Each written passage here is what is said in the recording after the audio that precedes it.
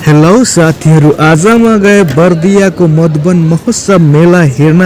यहाँ आज पल्सा आउने हुन्। सबभन्दा पहिला टिकट कटाइसकेपछि यसलाई लन्डन भन्छन्। यो ठाउँबाट गए हेर्नु कति हेन्सम छु होइन, कपाल सपाल मिलाइराखेको छु। यता लोकल गायक कलाकार विष्णु थापाजी गाना गाइराख्नु भएको छ। बहुत मिठो गाना गाउनुहुन्छ। उहाँको सिरियल पनि छ, एकदम राम्रो राम्रो। यो म हो। अब म आएँ पिङ खेल्न। पिङ के सानो तिनो पिङ खेल्नु, सबभन्दा ठुलोवाला पिङ खेल्न हेर्नु। अरूका भाइ गर्लफ्रेन्ड सर्लफ्रेन्ड थिए सब, उनीहरू आफ्नो साथीहरूको साथमा बसेँ। म त भाइ एक्लै पनि रमाइलो गर्नु पऱ्यो। हल्का डर लाग्छ किनभने यताउता कोही छैन। मुस्कान आवाज गजब। त्यसपछि म खेल्न सुरु गरेँ। अब त्यसले चलायो। सबभन्दा माथि जब जान्थ्यो तर सास रोकिहाल्थ्यो कि यस्तो खतरा यार, के भन्थ्यो। माथिबाट तल साना साना मान्छे देखिन्छ। पिङ बहुत राम्रो थियो, एकदम राम्रो खतरा के। त्यसपछि माथिबाट भिड कस्तो राम्रो देखिन्छ, पुरै भ्यू देखिन्छ। उता जङ्गल पनि देखिन्छ। यता म तपाईँलाई पसलहरू पनि देखाउँछु कि पसल। अब यता यो भइगयो मान्छे सानो सानो कति राम्रो, तर माथि डर धेरै लाग्थ्यो कि त्यो पनि म एक्लै बसेँ, त्यसैले अलि धेरै डर लाग्थ्यो। उता बच्चा खेल्छन् यो साना साना कारहरू। उता त्यो पिङले एकछिनपछि खेल्न जाने, त्यहाँ गएर पनि त्यहाँको पनि भिडियो बनाउने आइगयो त्यो पिङमा। अब यहाँ म एक्लै बसेको थिएँ। मलाई एक्लै बस्न एक्लै हिँड्न अलि बढी नै मनपर्छ, किनभने कोही छैन त्यति हिँड्ने साथी। पिङ चालु भयो। यता हामी केटा थियौँ, उता केटीहरू बसेका थिए। अब यिनी भाइहरू आए। भाइहरू पनि बहुत रमाइला रहेछन्। यता हेर्नुहोस्, यता म भिडियो बनाएर भ्यूहरू पनि देखाउँछु तपाईँहरूले कति राम्रो राम्रो छ।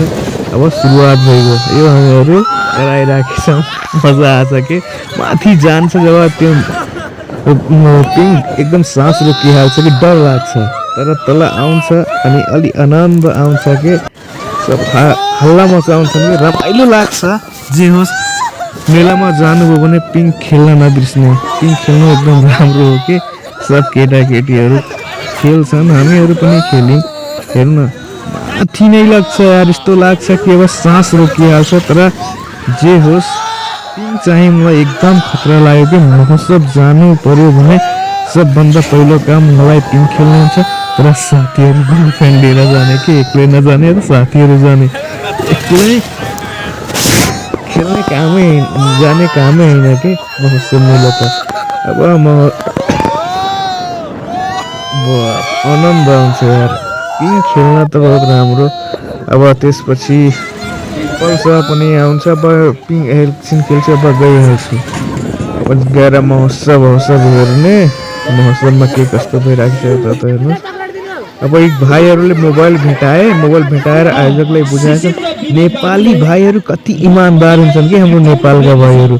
अन्तका भाइ चाहिँ लुकाउँथे, तर इमान्दारी हेर्नुहोस् न।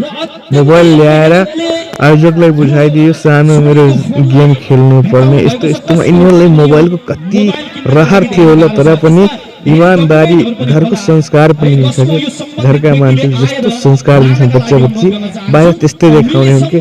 गर्व छ ती आमा बुवालाई, जस्ता आमा बुवाले यस्ता सन्तानलाई जन्म दिए, एकदम राम्रो कुरा हो कि। यस्तै देशको नेता भइदिएको भए देश पनि कति रमाइलो हुन्थ्यो कि, कति राम्रो हुन्थ्यो, कति विकास हुन्थ्यो देशमा। नेताहरू पनि यति इमान्दार भइदिएको भए। अब ती भाइहरू गए। फेरि अब के भिडियो बनाऊँ, त्यहाँबाट म आएँ नि यो भाइलाई फ्रीमा नेपालीमा कुरा गरिराखेको छु। हिन्दी छ भन्छ, हिन्दी बोलो। हिन्दी हमको नेपाली समझ नहीं आ रही, हिन्दी बोलो भन्छ हिन्दीमा। अब यो आफ्नो भन्छ कि म इन्डियामा कहाँ पलिए, कहाँबाट आएको भन्छ। त्यसपछि म आइहालेँ। हेर्नु कस्तो नराम्रो यार, त्यो पनि त मान्छे खुट्टाले ठुक्काइदियो म छोराको। अनि अब आइतिके बड्डाहरू पनि आइरहेछन्। पछाडि नानीलाई हेर्नु कार खेलाइरहेको छ यार त्यस्तोमा। अब महोत्सव मेला हेरेर म आएँ।